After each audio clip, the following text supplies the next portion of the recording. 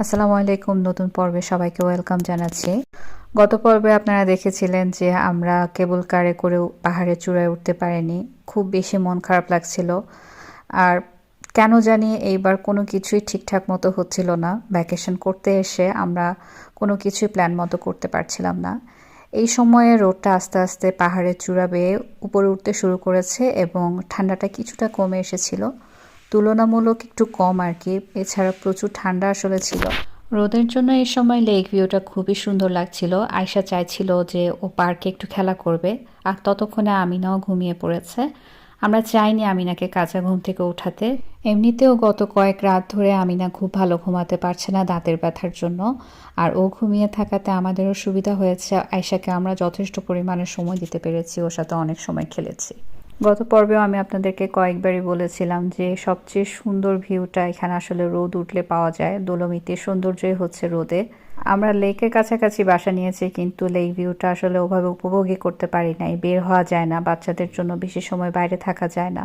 যেভাবে হোক আল্লাহ একটা উসিলা মিলিয়ে দিয়েছেন যে আমরা কোনো কারণে এখন লেক ভিউটাই এনজয় করছি। তখন মনে হচ্ছিল যে না, আসলে আপসেট হওয়ার কোনো কিছু নেই।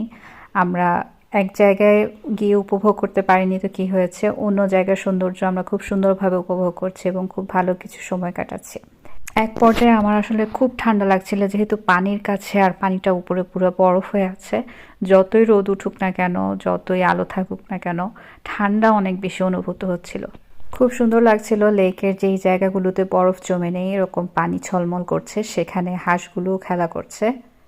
আমিনার ঘুমটা পুরো হতে হতে প্রায় 1-1.5 ঘন্টা লেগে গিয়েছিল। এই সময়টা আয়শা পার্কের মধ্যে খেলাধুলা করেছে। এর মধ্যে আমরা আবার একটু চেক করেছি যে আশেপাশে কোথায় একটু বরফ জমে আছে যেখানে আমরা আয়শাকে নিয়ে যেতে পারি।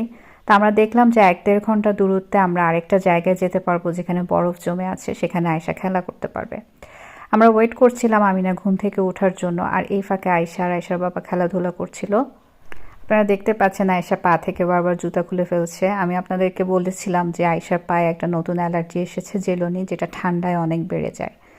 এবং আমরা যেই সময়টা লেকে আছি, লেকের ঠান্ডায় বা আশেপাশে ঠান্ডাতে আয়শার পায়ের এই ব্যথাটা বেড়ে যাচ্ছিল, যেটা আমরা ওখানে আসলে বুঝে উঠতে পারিনি, পরবর্তীতে টের পেয়েছি। পরবর্তী ভিডিওতে আপনাদের সাথে আমি শেয়ার করব আমরা কোথায় গিয়েছি এবং সেখানেও যে আমরা পুরোপুরিভাবে ঘুরে আসতে পারিনি। ঠান্ডায় আমার মাথা ব্যথাটা একদম বেড়ে যাচ্ছিল। আয়শার বাবা বলল তুমি গিয়ে একটা কফি খেয়ে আসো। আমার কফি খাওয়া লাগে, আয়শার বাবা চা কফি কিছুই খায় না। তো আমি পাশের বারে চলে এসেছি একটা কফি খাওয়ার জন্য, যেন মাথা ব্যথাটা একটু কমে।